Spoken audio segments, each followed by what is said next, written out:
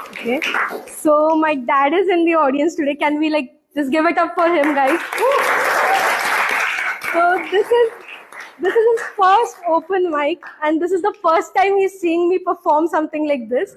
End मैं बस यही कहना चाहूंगी कि अभी तक जो भी कविताएं आपने सुनी है ये सभी काल्पनिक है, इसका वास्तविकता से कोई ताल्लुक नहीं है.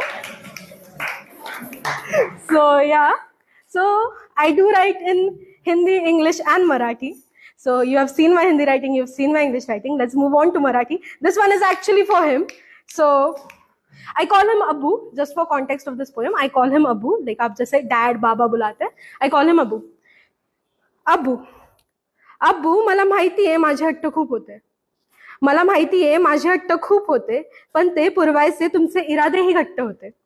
माझं आयुष्य होतं कोऱ्या कागदासारखं. माझं आयुष्य होतं कोऱ्या कागदासारखं, तुम्हाला ते सुखानेच सारे भरवायचे होते.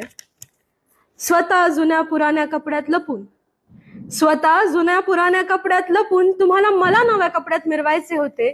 स्वतः झटत राहिलास, स्वतः झटत राहिलास, ऍडजस्ट करत राहिलास आणि मला जगू दिलं जसं मला जगायचे होते.